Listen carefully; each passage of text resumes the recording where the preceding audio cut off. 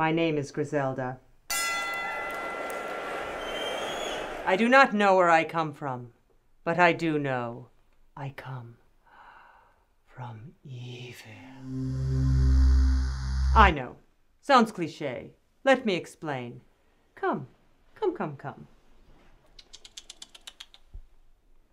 My family is of German descent and married into English royalty in 1552. It was there I was hatched into a beastly household, which knew only of wickedness and deceit. I learned to dodge the frequent poisonings, murder attempts, and tortures inflicted by royal family members and clergy who craved only riches, power, and a little fun.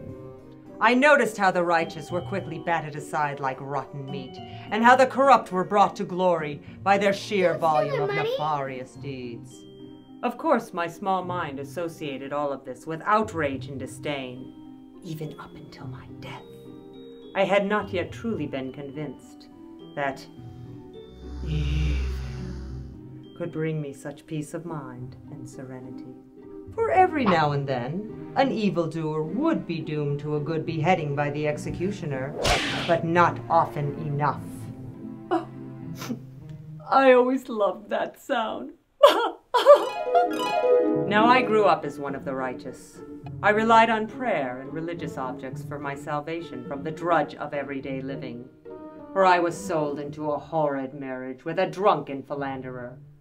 But how can a saint's finger bone buy one into heaven?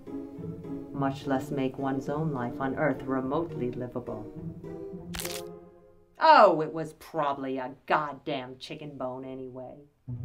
My ungrateful, wretched children finally sent me to the grave and toasted my demise. I owned a lot of property, you know. But beneath the ground, I found I was not yet dead. I could feel myself weeping ever so softly. I began to meditate on all the evil I had endured in my useless life. And I became strong. The ecstasy of hatred and anger boiled throughout my body until one ominous shock of evil soothed me to my very core. I simply opened the lid to my coffin and crawled out. I was born again. And through sinful habits and detestable acts, I keep living and living and living. Come. I have collected 4 sisters along the way, each as evil as myself. No! Oh! They too have been given the gift of eternal life. Behold! I met Mademoiselle Francine in the 1700s during the French Revolution. She was a spy. I do not care whose side I am on. The sex is good with the rich and with the poor. She specializes in home wrecking. She gives new meaning to the term dangerous liaisons. In the mid-1800s, Francine and I decided to cross the Atlantic Ocean to a strange new land called United States. And just our luck. They were having a civil war. That was when we met Violet. She was a wealthy Southern belle who volunteered as a nurse for the wounded. Francine and I noticed how flawlessly she could execute amputations. Well, I just wanted to find myself a good husband with a big plantation and a lovely white mansion. And all they could think about was their own pain and agony.